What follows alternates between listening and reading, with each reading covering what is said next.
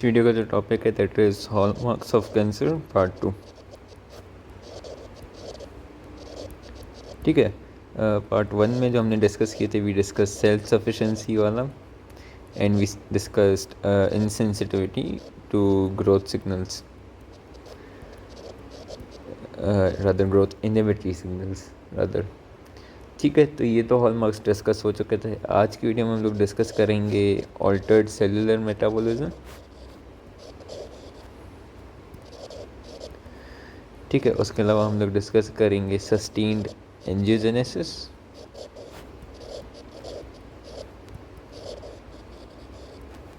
हम लोग उसके अलावा डिस्कस करेंगे evasion of apoptosis, number 6 would be evasion of immunity,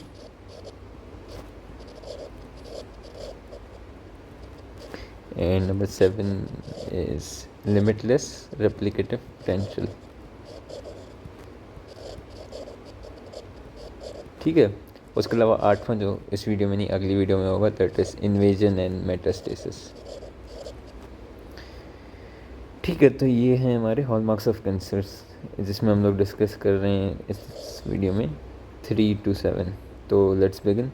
अब सबसे पहले ऑल्टर्ड सेलुलर मेटाबॉलिज्म। ठीक है, अब रेगुलर सेलुलर मेटाबॉलिज्म जो है वो कैंसर सेल्स को सपोर्ट उसूलन नहीं कर सकती सही तरीके से। क्यों? क्योंकि एक तो प्राइमरी थिंग ये है कि मेटाबोलाइट्स जो होते हैं कैंसर की ग्रोथ वगैरह के लिए उनको बहुत ज़्यादा चाहिए होंगे, तो वो नहीं होते usually in regular cellular metabolism. तो इस वजह से कैंसर सेल्स को अपनी मेटाबॉलिज्म चेंज करनी पड़ती देन रेगुलर सेल्स।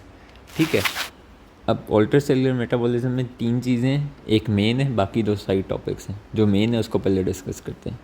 जो मेन सेलुलर मेटाबॉलिज्म की ऑल्ट्रेशन है that is called Warburg effect. What is Warburg effect? Warburg effect basically बोलता है कि कैंसर सेल्स में ऐसी मेटाबॉलिज्म आ जाती है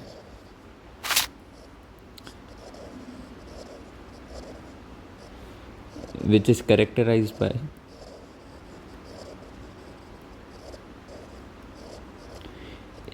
इंक्रीज्ड या फिर high levels of glucose Uptake, मतलब कि बहुत ज़्यादा ग्लूकोज लेगा, एंड फर्मेंटेशन ऑफ ग्लूकोज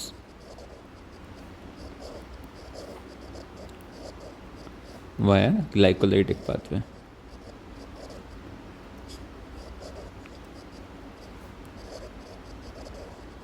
ठीक है, तो यूजुअली हमारे पास जो पाथवे होता है that is oxidative phosphorylation, Krebs cycle वाला।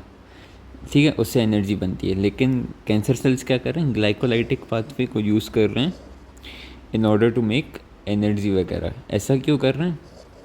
ये इसलिए कर रहे हैं क्योंकि पहली बात कि जब ऑक्सीडेटिव फॉस्फोराइलेशन होती है तो उसमें कोई जो एंड प्रोडक्ट्स होते हैं वो कार्बन डाइऑक्साइड और वाटर होता है। ठीक है, कैंसर सेल्स को कार्बन डाइऑक्साइड वाटर की ज़रूरत नहीं है। कैंसर सेल वो तो रेगुलर सेल्स को भी नहीं होती, लेकिन कैंसर सेल्स को ग्लाइकोलाइटिक पाथवे से ये फ़ायदा मिलता है कि इससे क्या बनते हैं? मेटाबोलाइट्स बनते हैं जो डीएनए आरएनए की सिंथेसिस में मदद करेंगे। DNA RNA proteins cellular components की सिंथेसिस करने में ये मदद करते हैं, ग्लाइकोलाइटिक पाथवे के कंपोनेंट्स। ठीक है, और वॉरबर्ग इफेक्ट जो होता है वो सिर्फ और सिर्फ कैंसर सेल्स में नहीं, जो रैपिडली ग्रोइंग सेल्स होते हैं उसमें भी होता है। ठीक है, अब होता कुछ यूँ है कि कैंसर सेल्स में ऑक्सीडेटिव फॉस्फोराइलेशन भी हो रही होती है कुछ जगहों पे, और कुछ जगहों पे ग्लाइकोलाइटिक पाथवे से फर्मेंटेशन हो रही थी। मेजॉरिटी 90% ये हो रहा होता है एंड 10% ये हो रहा होता है। तो एक स्वीट स्पॉट अचीव होता है इन बिटवीन ग्लाइकोलाइटिक पाथवे और ऑक्सीडेटिव फॉस्फोराइलेशन, जिसमें एनर्जी भी सही सही बन रही है, लेकिन मेन फंक्शन क्या है? मेटाबोलाइट्स बनने चाहिए ताकि वो ग्रो कर सके सही तरीके से। अब ये होता कैसे है ये देखते हैं, इसकी जेनेटिक बेसिस क्या है। तो इसमें 3 चीज़ें जो इसको बढ़ाएंगी वो हम पहले डिस्कस करते हैं। सबसे पहला ये कि ग्रोथ फैक्टर जो हैं, जो ग्रोथ फैक्टर रिसेप्टर्स हैं रादर, वो क्या करते हैं? कि अगर वो एक्टिवेट हो जाए तो वो ग्लूकोज अपटेक को बढ़ा देंगे, ठीक है। एंड दैट इज़ योर पहली जो चीज़ हमने डिस्कस की थी, इंक्रीज ग्लूकोज अपटेक, ठीक है। उसके अलावा हमें पास मिक्स जीन है, जो जीन हमें पता है कि बहुत ज़्यादा ग्रोथ करवाता है। तो ये क्या करवाते हैं, अप रेगुलेशन करवाता है ऑफ ग्लाइकोलाइटिक एंजाइम,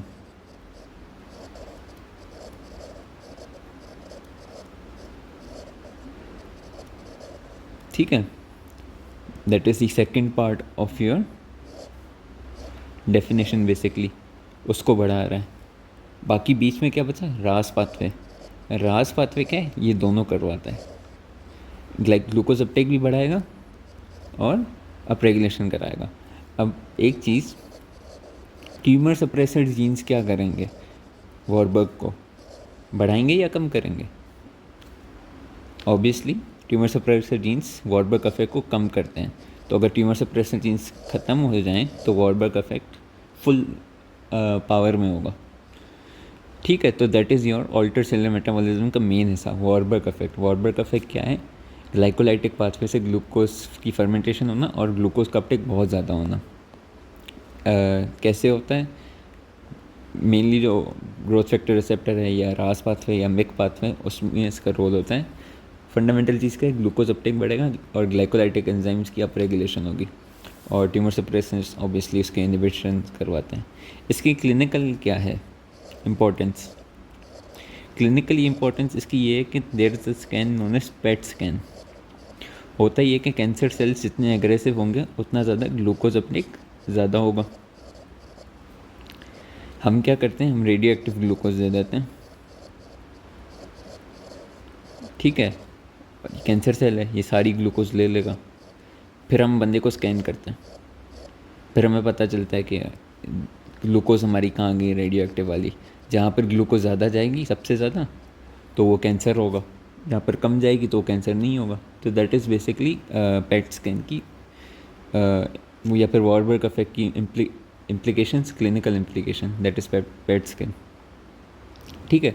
उसके अलावा और कौन सी मेटाबॉलिज्म्स की ऑल्टरेशन हो सकती हैं, ये हो सकता है, ये होता है कि ऑटोफेगी जो है वो कम हो जाती है इन कैंसर सेल्स। कैंसर सेल्स का जो इन्वायरमेंट है ना, वो रेगुलर सेल्स अगर उसमें रहे ना, वो ऑटोलाइसिस कर दें।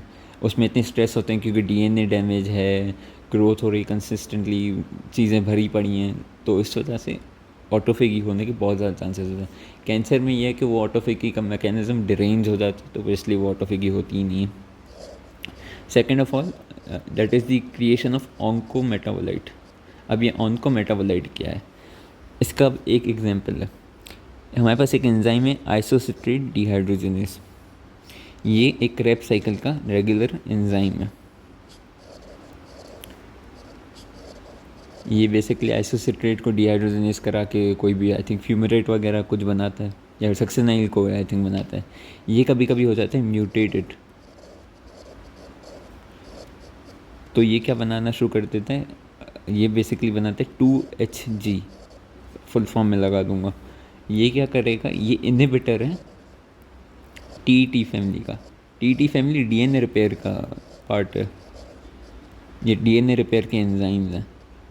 तो अगर आइसोसिट्रेट डिहाइड्रोजनेस म्यूटेट हो जाए, उस जिसका से ये आ जाए और डीएनए रिपेयर उस वजह से ख़त्म हो जाए, तो फिर कैंसर हो जाएगा। तो दैट इज़ बेसिकली ऑन्कोमेटाबोलाइट्स, ऐसे metabolites which occur due to mutations या फिर चेंज इन एन एंजाइम जो फिर कैंसर कॉज करवा दें, ठीक है। तो that is your first part, that is altered cellular metabolism. फिर हमारे पास आता है सस्टेन्ड एंजियोजेनेसिस, ठीक है।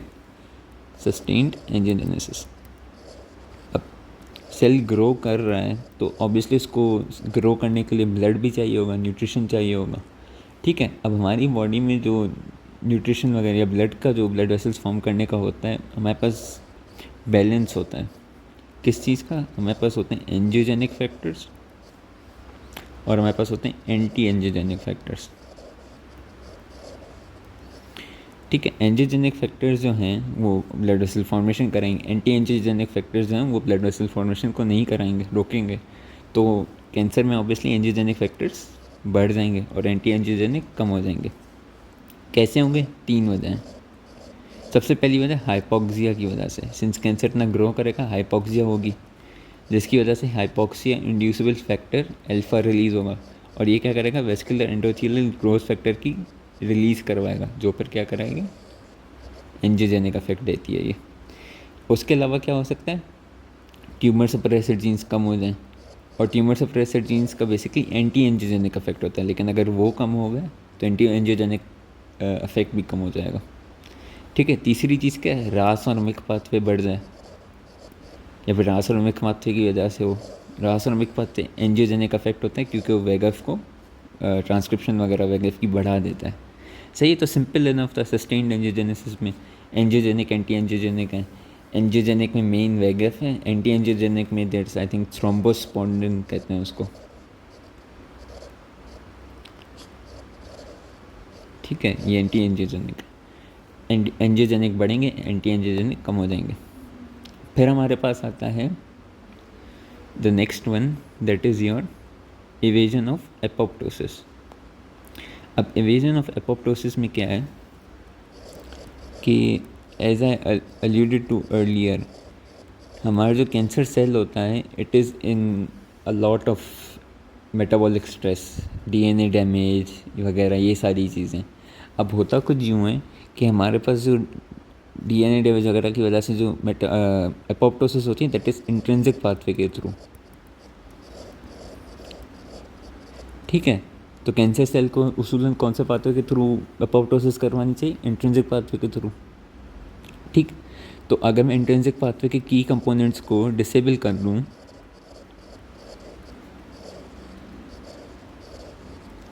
तो फिर इंट्रिंसिक पाथवे होगा ही नहीं। ठीक है। तो उस वजह से फिर एपोप्टोसिस ही नहीं होगी कैंसर सेल की, वो रहेगा ही रहेगा। अब होता क्या है? होता यूँ है कि एपोप्टोसिस में हमारे पास होते हैं एक एपोप्टोटिक प्रोटीन होते हैं और एक होते हैं एंटी एपोप्टोटिक। जैसे ही वो एंजियोजेनिक और एंटी एंजियोजेनिक थे, अब एपोप्टोटिक जीन्स होते हैं they are under the control of TP53 और वो हैं क्या? बैक्स है, बैक है। ठीक है। ये हैं नाम याद रखने की ज़रूरत नहीं है, बस ये याद रखो P53 के अंडर होता है। तो अगर P53 की म्यूटेशन हो जाए, लॉस ऑफ फंक्शन हो जाए तो एपोप्टोसिस नहीं होगी। उसके अलावा एंटी एपोप्टोटिक जीन्स जो हैं वो हमें बस BCL2, ये याद रखने की ज़रूरत है। ठीक है। BCL2 जो है वो एंटी एपोप्टोटिक है, इसकी अगर ओवर एक्सप्रेशन हो जाए तो फिर एपोप्टोसिस नहीं होगी। और ये किस में होती है? फॉलिकुलर लिम्फोमा में होती है। ठीक है। फॉलिकुलर लिम्फोमा में क्या होता है? BCL2 की ओवर एक्सप्रेशन होती है। 14-18 ट्रांसलोकेशन है ये। फॉलिकुलर लिम्फोमा पढ़ोगे तो उधर देख लोगे ये, लेकिन अभी भी ऐसे ही जस्ट उनके बता देता हूँ। ठीक है। अब इसका सीन क्या है कि how does it happen, not even how does it happen, but एक मज़े वाली चीज़ इसमें सीन ये है कि BCL2 का क्या काम है? एपोप्टोसिस को रोकना। क्या इसका काम है कि ये ग्रोथ को बढ़ाए? नहीं ना। तो फॉलिकुलर लिम्फोमा जो है ना वो फास्ट ग्रोइंग नहीं होता, क्योंकि वो उसका सीन है कि वो मर नहीं रहा, ग्रो तेज़ी से नहीं करता, वो स्लो इंडोलेंट, पता ही नहीं चलता, ग्रो करता रहता है आराम आराम से, साल साल लग जाते हैं, ग्रो करता रहता है। लेकिन बर्केट जो था, जो मिक पाथवे से था, मिक का काम क्या? बहुत ज़्यादा ग्रो करवाना, तो वो बहुत जल्दी ग्रो कर रहा था। ठीक है। फॉलिकुलर का पता ही नहीं चलता, ग्रो करता जाता है आहिस्ते आहिस्ते। तो ये सीन है फॉलिकुलर लिम्फोमा का। ठीक है। और ये म्यूटेशन ने उसका अपना नेचर वो बताया कि कैसे वो करेगा। फिर हमारे पास आता है इवेजन ऑफ इम्यूनिटी। सही है। अब इवेजन ऑफ इम्यूनिटी में क्या है कि सबसे पहले तो ये सवाल होता है कि कैंसर सेल तो बॉडी के सेल्स हैं, तो इम्यूनिटी कहाँ से आ गई? सही है। बॉडी के अपने सेल्स हैं, पर उसके अगेंस्ट तो इम्यूनिटी तो अपने सेल्स के अगेंस्ट तो नहीं बनती। तो क्या हो गया? ऐसे कौन से एंटीजेंस हैं जो कैंसर सेल्स में, जो नॉर्मल सेल्स में नहीं है? ठीक है। सबसे पहली चीज़ कि हमें मालूम है कि म्यूटेशंस हो रही हैं within variety of genes, driver mutations, passenger mutations वगैरह, इनकी वजह से क्या हो रहा है? म्यूटेटेड प्रोटीन्स बन रहे हैं। अब म्यूटेटेड प्रोटीन्स तो ऑब्वियसली हिस्सा नहीं है within the normal cells, तो ये mutated proteins as an antigen function करते हैं। उसके अलावा क्या, अभी आगे चल के हम डिस्कस करेंगे जब with in like future videos, जो वायरसेस वगैरह होते हैं वो भी कैंसर कॉज करवा सकते हैं। तो वायरसेस के जो एंटीजन्स हैं वो भी सर्व करते हैं एज एन एंटीजन। ये चीज़ें हैं जो हमारी बॉडी के मदद करती है कि इस सेल को मारो, ये कैंसर वाला सेल है। उसके अलावा ओवर एक्सप्रेस्ड नॉर्मल एंटीजन्स, मतलब कि नॉर्मल प्रोटीन्स वगैरह ही बॉडी के, बट बहुत ज़्यादा हैं वो किसी सेल में, तो फिर वो भी हमारे लिए एंटीजन एज अ फंक्शन करते हैं। सही है। अब ये है कि ये एंटीजन्स हैं कैंसर के, कैंसर सेल में ये चीज़ें हमें मिलेंगी, तो बचेगा कैसे cancer cell, how does it evade? इस प्रोसीजर को हम कहते हैं कैंसर की इम्यूनो एडिटिंग।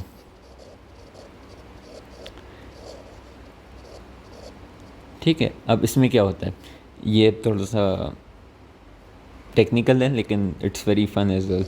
इसमें 3 चीज़ें होती हैं। सबसे पहली चीज़, ईजीएस्ट चीज़ बता देता हूँ, इम्यूनो सप्रेशन। ठीक है, इम्यूनिटी सप्रेस कर दो तो पुलिस को ही मार दो तो पुलिस क्या करेगी, राइट? तो इम्यूनो सप्रेशन करवा दी, कुछ भी नहीं होगा। ठीक है। इसके अलावा क्या होता है कि हमारे पास इम्यून जो रिसेप्टर्स होते हैं या फिर टी सेल वगैरह होते हैं, वो सेल की किलिंग जो करवाते हैं एमएचसी के थ्रू करवाते हैं। एमएचसी के रिसेप्टर्स रेगुलर सेल में होते हैं और फिर उसके थ्रू अगर सेल की किलिंग होनी होती है तो उसके थ्रू होती है। अगर याद हो तो I think MHC1 her cell में होता है, जिससे साइटोटॉक्सिक टी सेल्स एक्ट करते हैं जिस पे। ठीक है। तो साइटोटॉक्सिक टी सेल MHC1 के थ्रू एक्ट करके सेल्स को किल करते हैं। ठीक है। लेकिन कैंसर में क्या होगा, ये MHC की एक्सप्रेशन ही कम हो जाएगी, तो टी सेल बोलेगा मैं कैसे काम करूं, मैं, वो तो MHC को पहचानता है, MHC नहीं है तो फिर अब वो क्या करेगा, वो तो कुछ करेगा ही नहीं। सही है। तो ये दूसरी चीज़। तीसरी चीज़ थोड़ी सी टेक्निकल है, इसको हम बोलते हैं सेलेक्टिव आउट ग्रोथ। ठीक है। This is basically your sort of survival of fittest वाला सीन। अब होता यूँ है कि बिल्फर्स, ये 2 कैंसर सेल्स हैं, ये दोनों सेम कैंसर सेल से निकले हैं और इसमें एक म्यूटेशन है, म्यूटेशन ए, इसमें एक म्यूटेशन है, म्यूटेशन बी। दोनों एंटीजेनिक प्रोटीन्स है। ठीक है। अब हमारी बॉडी में इम्यूनिटी है। ठीक है। ये बिल्फर्स, चलो ये बॉडी की इम्यूनिटी है और ये सेल्स हैं इसमें। सही है। अब होता यूँ है कि एक प्रोटीन है या फिर एंटीजन है, दूसरा प्रोटीन एंटीजन है बी। हमारी सेल वाली हमारी जो इम्यूनिटी है उसने ए को रिकग्नाइज़ किया और ए वाले सेल को मार दिया, लेकिन बी वाला बच गया, तो बी डिवाइड करेगा, तो बी वाला antigen will be in the cells. ठीक है। बॉडी को पता ही नहीं होगा कि ये बी वाला एंटीजन वाला भी है कोई। सही है। फिर ये डिवाइड करता रहेगा करता रहेगा करता रहेगा, सेल और ये जो जीन्स वगैरह हैं ये जो, उसमें भी वेरिएशन आती रहेगी, जो भी करना है उसको करेगा।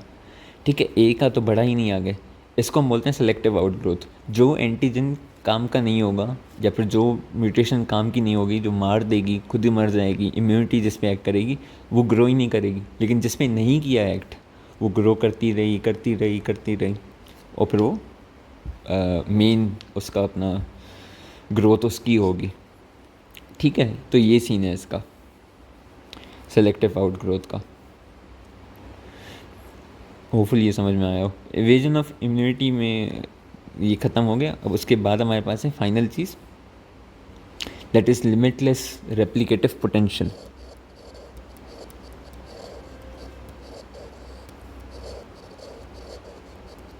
ठीक है। लिमिटलेस रेप्लिकेटिव पोटेंशियल, अब रेगुलर सेल्स में क्या होते हैं, हमारे पास होते हैं टीलोमर्स।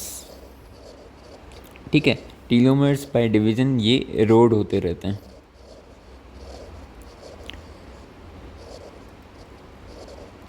ठीक है। तो इससे क्या होगा कि ये एरोड 70 टाइम्स आप डिवाइड कर सकते हो हर सेल, उसके बाद कोई भी सेल डिवाइड नहीं कर सकता वो। ठीक है। अब 70 टाइम्स इसने डिवाइड किया तो ये टीलोमर्स एरोड हो गए। ठीक है। अब क्या होगा कि इसमें आपके पास एक आ जाएगा कि सेल साइकिल अरेस्ट।